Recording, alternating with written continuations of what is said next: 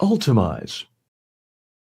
Cracker Barrel's controversial rebrand continues to haunt the company as profits collapse by 94% and customer traffic plunges.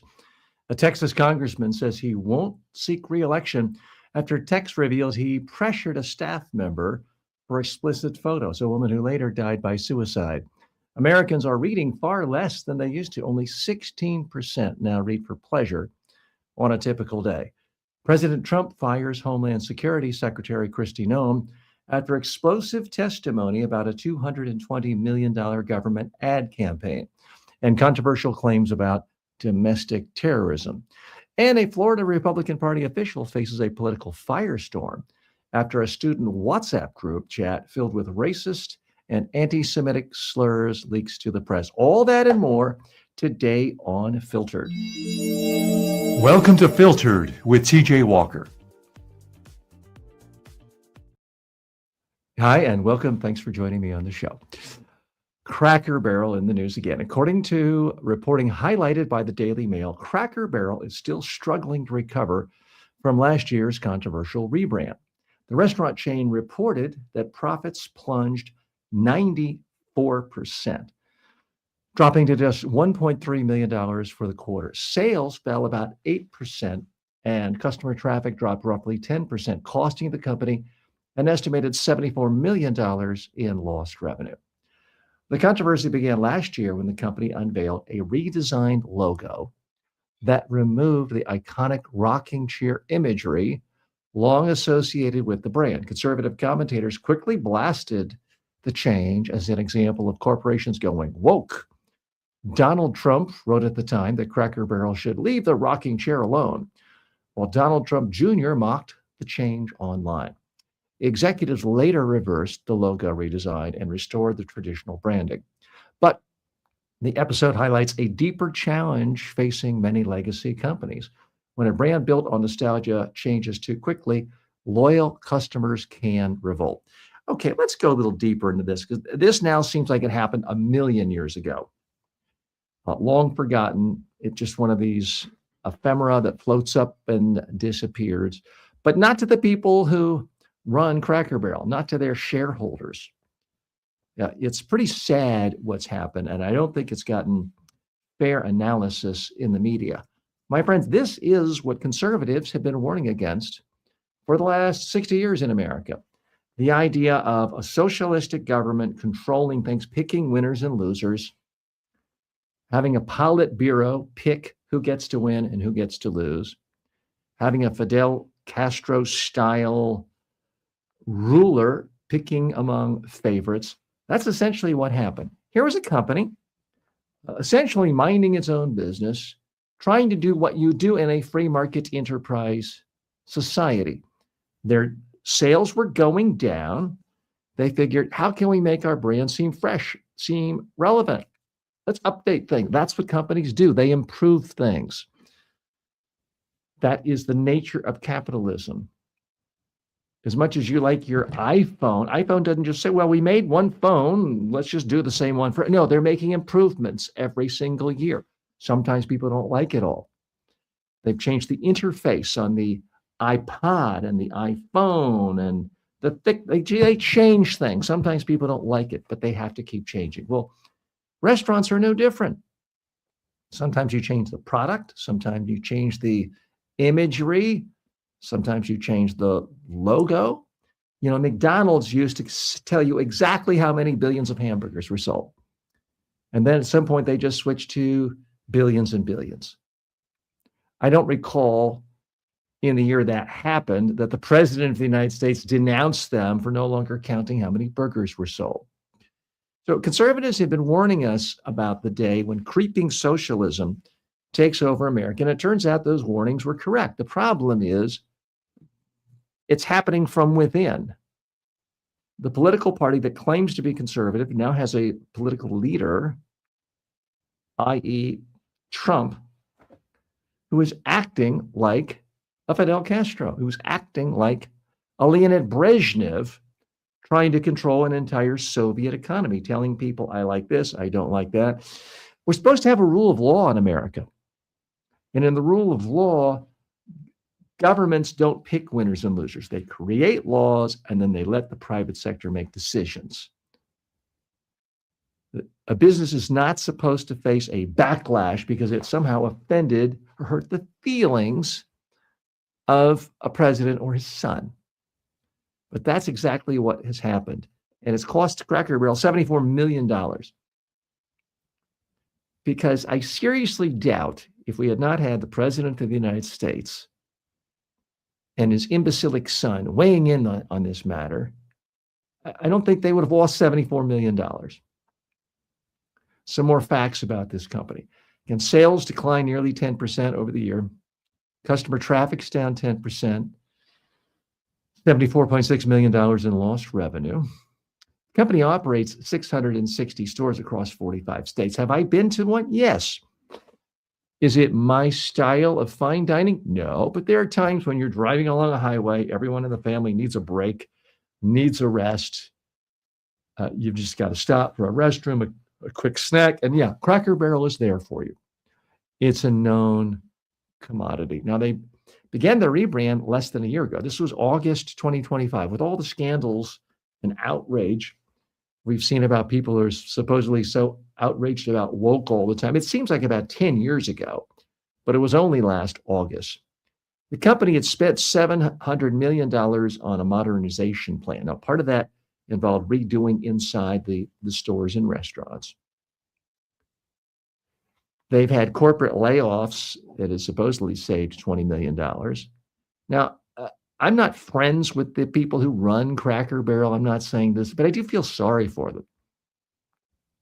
So here's what the CEO, Julie Masino, said in this updated story. We're seeing improvement there, and that feels good to us because obviously an increasing frequency with people that know us and are already in our ecosystem is really important to us. That's just a polite way of saying, we're glad this ordeal's almost over and we can stick with our customers. Now, a retail strategist named Carol Spikerman told this same publication, the $20 million from savings won't fix what's fundamentally broken here, a loss of confidence and clarity about what Cracker Barrel stands for. Again, a little background, especially for those of you watching and listening in other countries. A Cracker Barrel, that's their image, where it's a barrel and there's an old guy there sitting around, eating crackers, things like that. Crackers also a nickname, sometimes considered derogatory for a white person. So Cracker Barrel had a long track record of, frankly, being discriminatory against Black customers. So they already had kind of a positioning as, hey, we're the restaurant for white people. Now, that's not their official mantra, and that was a long time ago, but that was kind of the position they were in. So this controversy erupted, and, Donald Trump Sr. had to say, Cracker Barrel going woke is not what people want. Leave the rocking chair alone. As if Donald Trump had ever been to a Cracker Barrel in his life. Highly unlikely. Donald Trump Jr. had to weigh in. Why do companies keep doing this? Nobody asked Cracker Barrel to go woke. So again, the whole point of this is they simply updated their logo to look more modern, and they got rid of some old white guy who was on it. And it's not like they put all of a sudden Martin Luther King on their logo. It's not like they all of a sudden put AOC on the logo or Barack Obama. No, they just didn't put a human being's face or outline on the logo. And we live in times when everyone's feelings are what matter the most if they're in power. The irony, of course, it's by the very so-called conservatives, these MAGA Republicans who claim the biggest problem in our society is the so-called woke left are always getting their feelings hurt. I don't recall the woke left saying, Tony the Tiger's got to be taken off of Frosted Flakes because that's exploitation of animals. No. The people who are so upset and are constantly getting their feelings hurt and want big government to pick winners and losers are coming from the MAGA right. And the enemy is within. And if you care about capitalism at all, care about the rule of law, This should be an outrage. But we can always change the topic and get people to not talk about this by going to wars and doing other outrages. So that, unfortunately, is what's happened. I'm TJ Walker. There's lots more to come today on Filtered. Like what you heard? Don't let the algorithm bury us. Subscribe now at substack.com/@TJWalkerSuccess. Want direct access to me live? Want to unlock bonus episodes, behind the scenes takes, and full access to my premium courses? Then become a member today. Just go to tjwalker.com/members and choose your preferred platform, YouTube, Patreon, whatever works for you. This isn't just another subscription. It's a full access pass to the tools, coaching, and content that can transform your communication and career. tjwalker.com/members. I'll see you inside. Texas congressional scandal. Texas Republican Congressman Tony Gonzalez announced he will not seek re-election after a scandal involving explicit text messages to a staff member. The images showed Gonzalez using sexual language and repeatedly pushing the aide, Regina Santos Aviles, to send explicit photos. One reported message asked her to send a sexy pic. The relationship itself would violate House ethics rules banning sexual relationships between members of Congress and their staff. Makes me think of like George Costanza when he was caught fooling around with the maid at the office. Was that wrong? If someone had told me that was wrong, I mean, this guy seems utterly clueless. Now, the woman later died by suicide in September 2025 after setting herself on fire, according to police records. Investigators have not concluded that Gonzalez caused her death, but the revelation of the text triggered outrage and calls for his resignation from members of both parties. After initially denying the relationship, Gonzalez publicly acknowledged the affair in an interview. The House Ethics Committee has begun reviewing the matter. Okay, so this is a nasty, tawdry little piece of news. I didn't want to talk about it initially, but there are, I think, some important lessons and principles here. There are some limits. We have lived in a world, certainly in the last 10 years since the arrival of Trump, where it seems like politicians can get away with anything. You can grab them by the genitalia. I'm cleaning it up here. You can pay off porn stars. You can toss your wives to the gutter for newer models. And seemingly that's just laughed off by political supporters of at least one party. But apparently there are some lines you can't pass. You can't commit adultery and force, pressure, and coerce a woman into having an affair with you when she works for you, when taxpayers are paying for her salary and your salary, and she ends up killing herself, and she does so by lighting herself on fire. Apparently, that's a bridge too far. Okay, it's nice to know there's at least some standard. Now, folks, I spend a lot of my time doing crisis communication, sometimes for politicians. This seemed to be an unwinnable situation. I can only imagine the commercials that the opponent of this candidate would face if he did indeed decide to run for re-election. How bad is Congressman Tony Gonzalez? People would rather light themselves on fire and kill themselves than have to spend one more minute with him. Now, that might be considered too harsh if an opposing candidate did that, but certainly a super PAC non-aligned with a candidate could do that. And that would get attention. Believe me. Now, let's be adults here. I understand that this Congressman Gonzalez, is not the first person in America to have an affair. Not the first politician to have an affair. Not the first politician to have an affair with someone who worked for him. But I think he is the first politician to do all of those things and for there to be an explicit track record of text documenting that he's demanding her nude photos, or are asking for them nicely, I should say, and asking for sexy pics, for the affair to have been acknowledged, and then for the woman to have not just killed herself. I mean, there are gentler ways of killing yourself. You can take pills, slitting your wrists, bleeding out. Horrible thing, certainly not advocated. But lighting yourself on fire, I think, is pretty much the most dramatic thing you could do, short of being a Timothy McVeigh and bringing a whole building down. That's just traumatic. It's visual. And he's already admitted to having an affair with the aide. At least if you're borrowing the Trump playbook, and they're members of the same party, you just deny it. You say it's all fake news until 5 years later and more corroborating evidence comes out. So again, it's been confirmed, according to the Texas Tribune's reporting, that this congressman sent the staffer a request for sexy pics.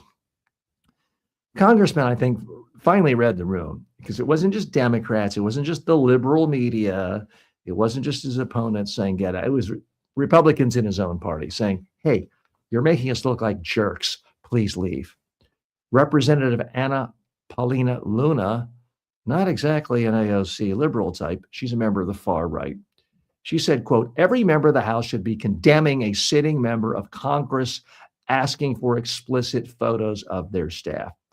When even a far, far, far right, MAGA-loving, Trump-loving member of Congress says you've gone too far, it's time to pack your bags. So some scandals you can recover from. This one, I don't think you can. So again, I've worked with a lot of politicians who've had problems, who've had, shall we say, baggage. And some political figures I've worked for have been less than perfect spouses, believe it or not.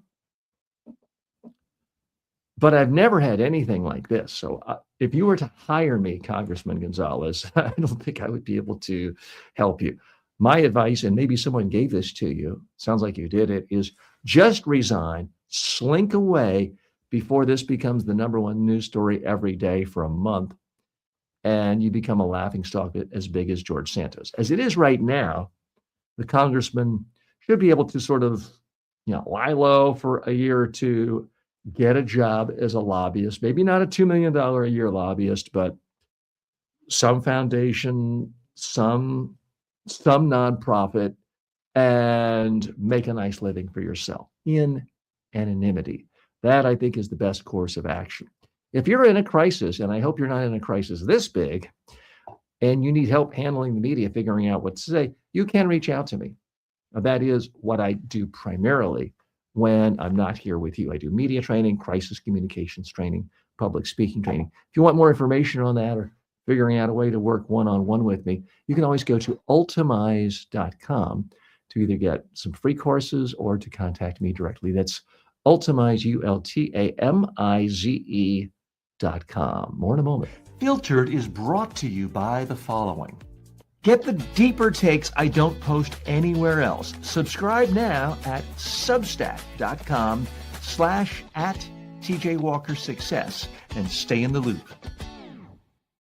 For years, people have asked how they could get one-on-one coaching from me inexpensively. Well, now you can, anytime, anywhere with the TJ Walker AI clone.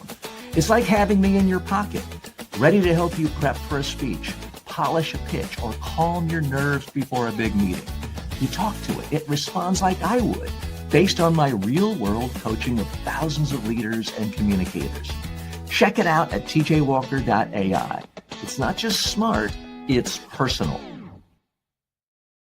According to the Associated Press, Americans are reading far less for pleasure than they once did.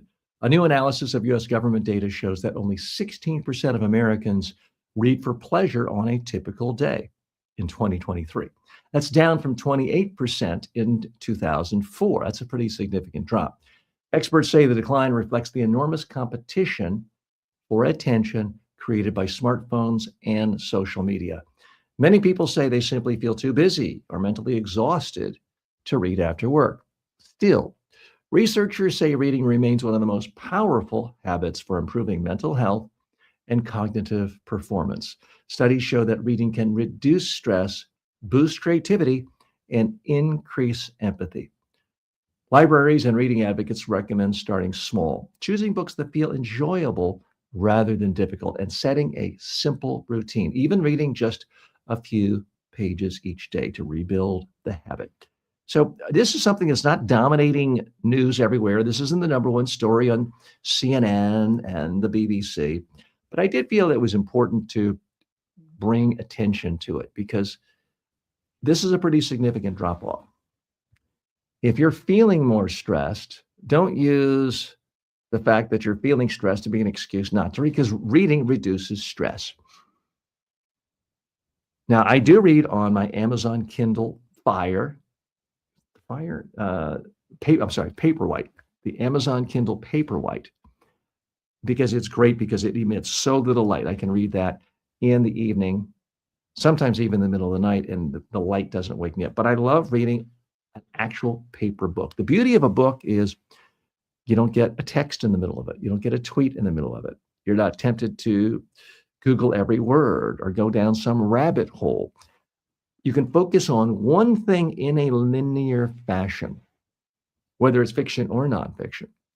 Now, I will confess there are times in my life where I go periods without reading much fiction. I've tried to change that recently and I've started reading fiction again. The beauty of fiction is it transforms you to a different place, and it's not the same as watching a movie. I'm sorry, it just isn't. It stimulates parts of the brain that are not stimulated when all the imagery is right in front of you. It allows you to concentrate and focus and build concentration and focus skills by reading an actual book. Now, I've written half a dozen books. You can see some of them behind me. You don't have to read my books, but just read a book. Read any book.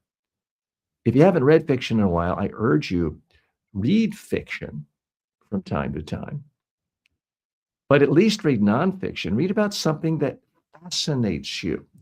Don't read something that you think is supposed to be good for you. Read something that's fascinating to you. Could be a book filled with Jerry Seinfeld jokes, if that's what you're interested in. But read something that's fascinating. It stimulates your brain. It boosts creativity. I want to give you a few more tips. If nothing else, read 5 pages at lunch today. Read 1 page before you go to bed tonight, rather than doing what unfortunately so many people do, is one last scroll on the cell phone, one last check of texts, one last quick look at emails. Put your phone away an hour before you go to sleep. Spend at least some of that time in reading a book. And the sad thing now is if you are a poor person and you have access to an old cell phone, you already have access to more books than the richest, most powerful kings and queens throughout the history of the world. They might have had a library of tens of thousands of books in their palace. If you have a cell phone, you have a library of 1 million free books. That's right. Google, other platforms have 1 million free books. Plus, local libraries will often loan you books electronically for free. Plus, there is a thing known as a local library, at least in many cultures in the world, where you can go and check out books and it doesn't cost anything. Sadly, in many parts of America, libraries have become a place just where people go to get free Wi-Fi, a free internet connection, or to sleep the day away because they don't have housing. Guess what? There's still books in the library. So I urge you, check them out, figuratively and literally read them. There's just something about reading that stimulates the brain. Sometimes people ask me, TJ, why are you successful? Why have you done well? Why do you have prosperity? Why do you have comfort? Why have things worked out for you? It's not because I went to some fancy, expensive private school in kindergarten, middle school, junior, it didn't even have middle school, junior high school, I went to public school. But one of the things that I give the most credit to is when I was a kid, certainly from kindergarten through sixth grade at least, I prided myself in reading one book every single day. Now, these were short books, but it became a part of my identity. I am a reader of books, not just a newspaper or a magazine, or these days, social media. Yes, I read all of those things. But actual books, there's something about going all the way through a sustained argument on a single topic. That's what a book is. So I urge you, if you're telling me you don't have enough time, you're lying to yourself. I could go to your phone right now and check out your screen usage. And I bet it would say something like hours and hours and hours a week on Facebook or TikTok. And I appreciate it if you're watching, some of that time is watching or listening to me on social media. But carve out some of that and redirect it to reading books. It will make you more creative. It will make you more focused. Even if you're reading garbage, frankly, read a trashy novel. There's just something about how it has an impact on the brain. This is a topic I discuss a lot in my personal development courses. If you are interested in a free personal development course that includes things like how to actually schedule reading into your day, reading of books, you may want to check it out. There's a free course for you if you go to ultimize.com, no charge. I'm TJ Walker, back in a moment. We'll be right back after this break. Want to advertise here? You better be legit. No crypto, no junk food, no supplements. Go to tjwalker.com/advertise. Most people can't afford a full-time coach. And even if you could, good luck finding one who's available when you need them. That's why I created the TJ Walker AI clone. It's built on my 40-plus years of real-world coaching and training. You get my exact advice, style, and frameworks instantly. Ask it how to handle a tough question. Get feedback on your elevator pitch. Rehearse your next big talk. This is the next generation of communication coaching. It's smarter than an app, more personal than a course, and always ready. Start using it today at tjwalker.ai. You'll wonder how you ever did without it.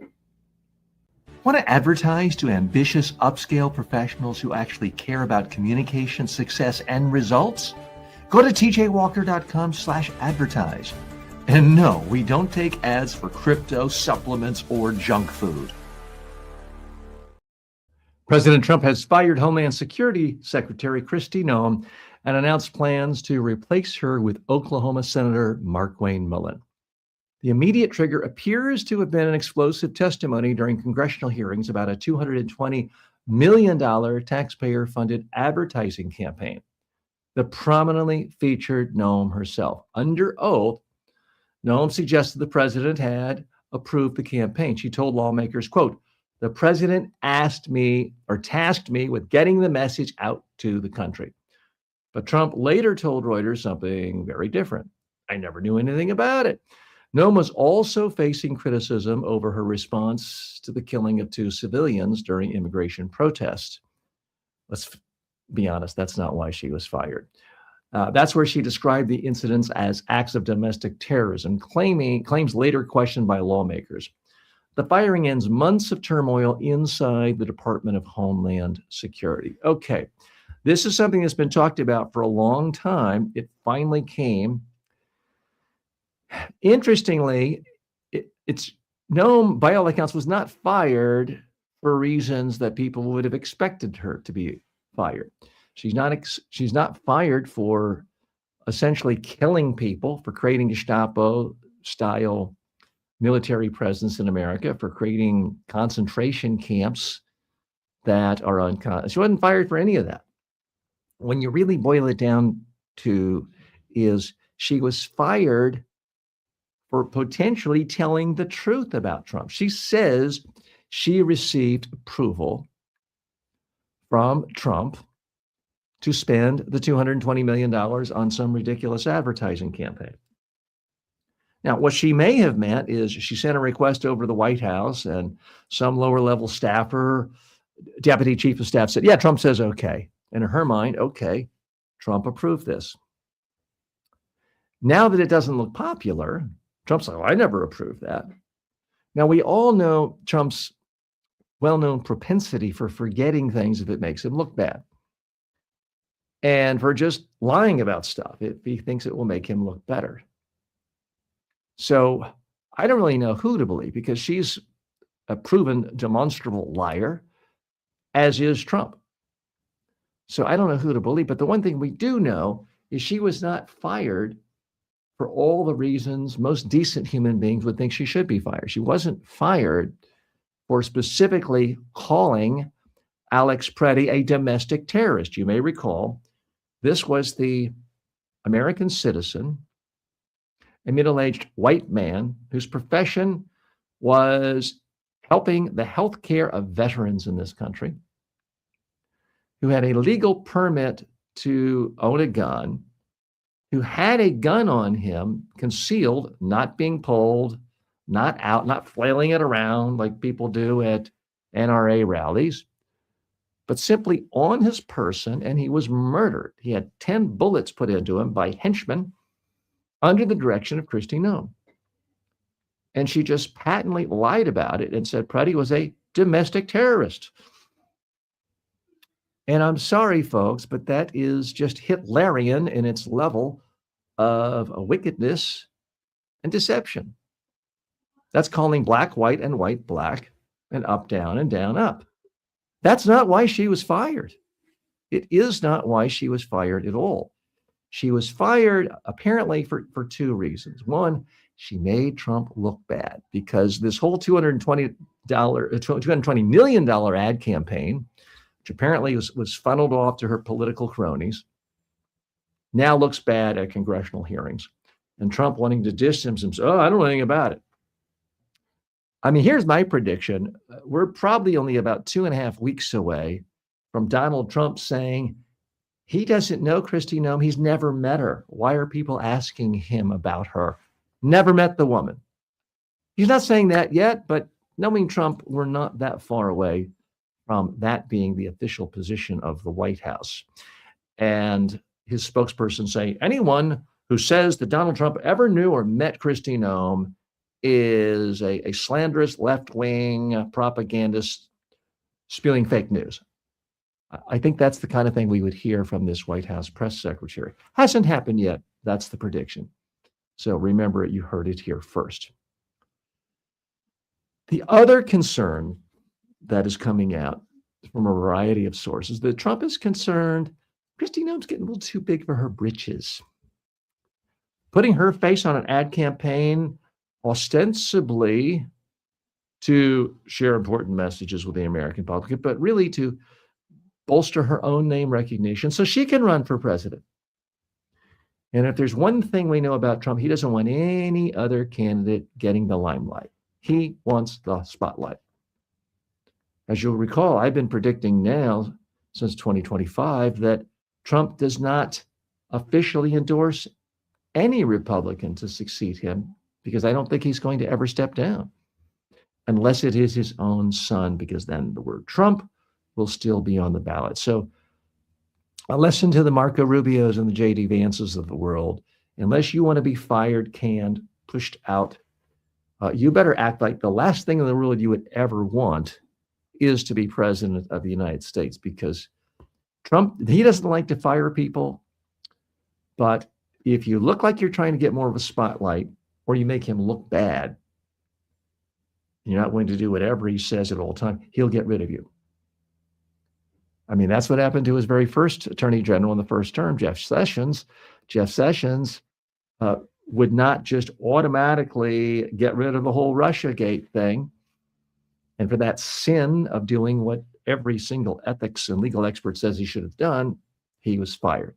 So that's a real message. So those of you thinking that Pete Hegseth, wildly incompetent and ill-suited for a job like Secretary of Defense, and that is the official title, don't hold your breath. He's not going to be fired. No one has been fired for incompetence, arguably ever, from Trump.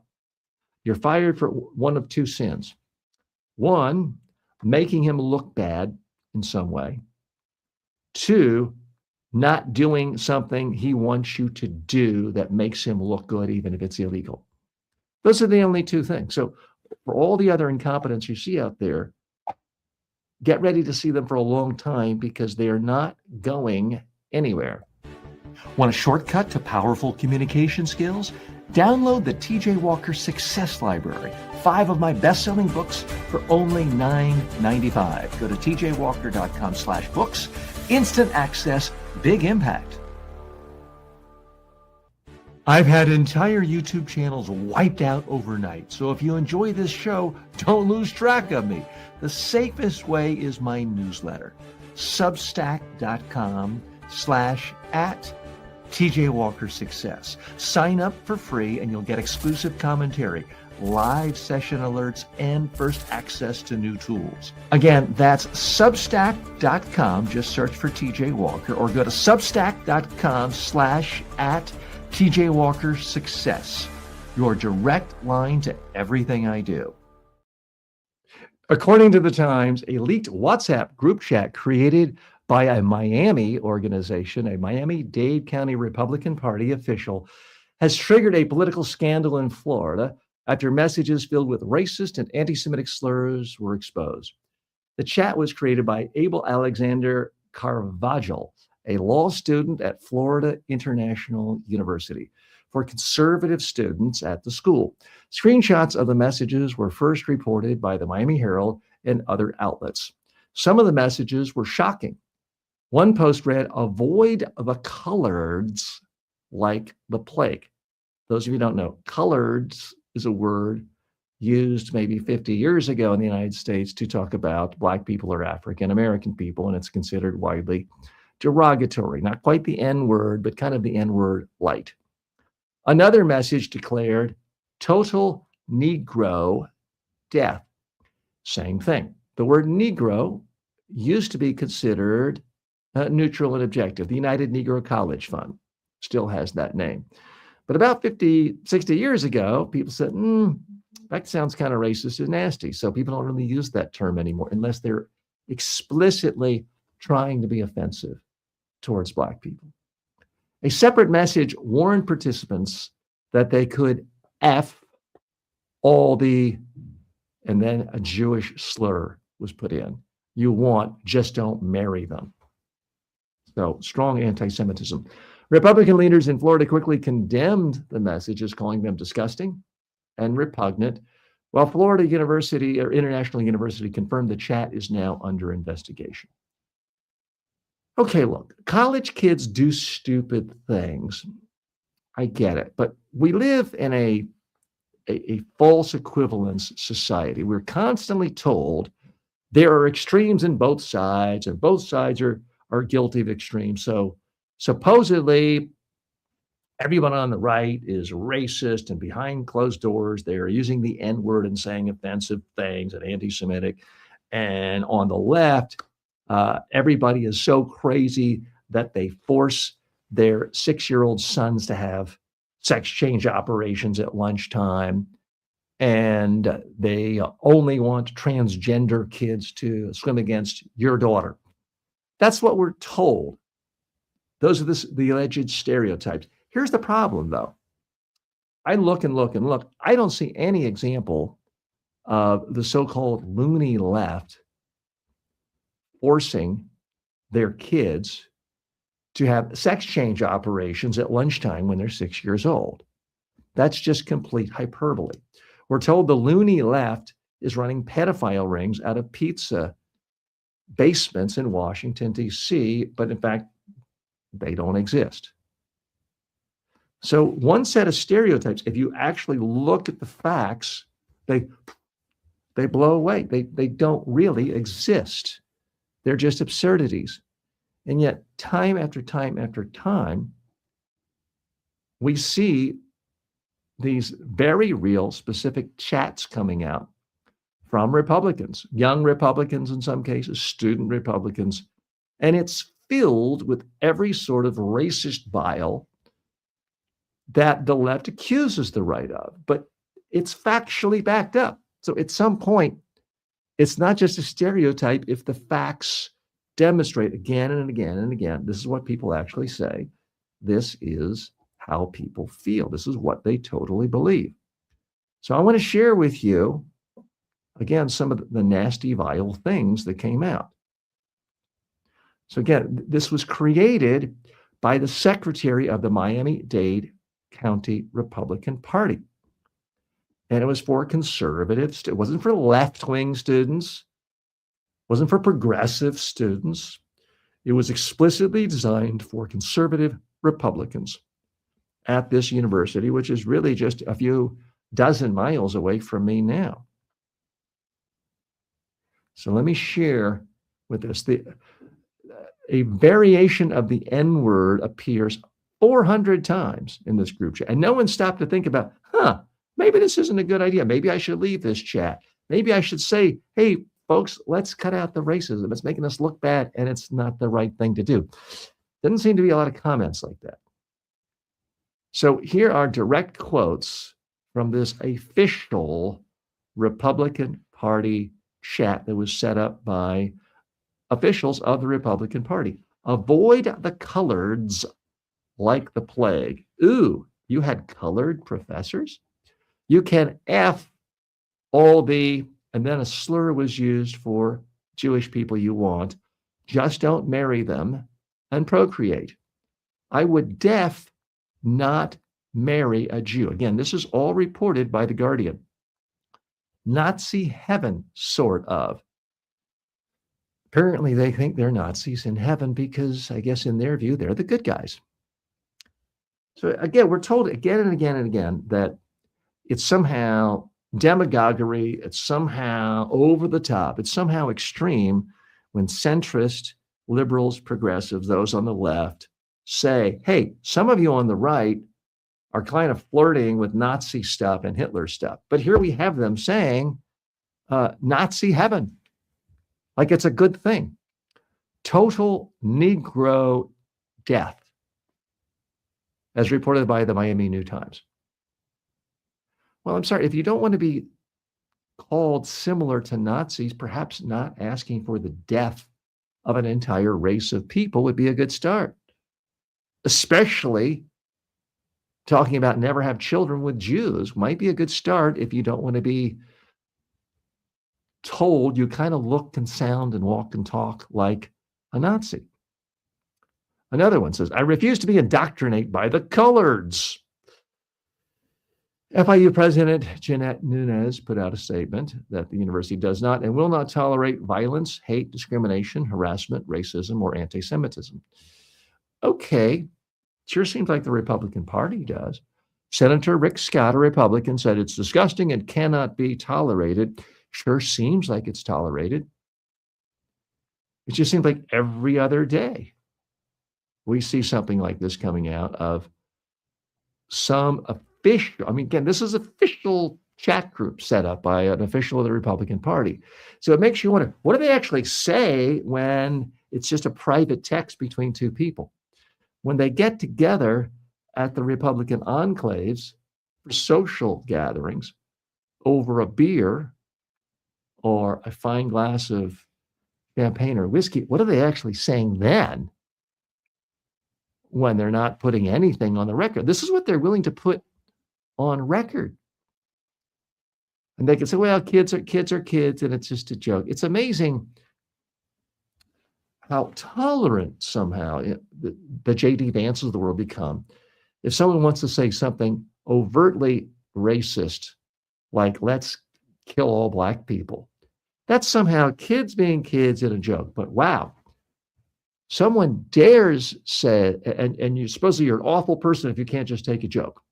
But wow, someone says something even mildly critical of Charlie Kirk. Oh, J.D. Vance can't take that. That's awful. That person needs to be kicked out of school. That person needs to have their career destroyed. So it's a very, very strong double standard. I'm TJ Walker. This is Filtered. I would love to hear from you. Feel free to weigh in on any of the issues I've opined on today. You can post your comments right here on the TJ Walker Success Channel, on YouTube, or any other social media outlet or podcasting platform you're listening to. Thanks so much. Have a great weekend. And looks like I did get a couple of comments that came in. Sorry for reaching that, for missing that, but I do appreciate everyone stopping by today. Thanks so much. Have a great weekend.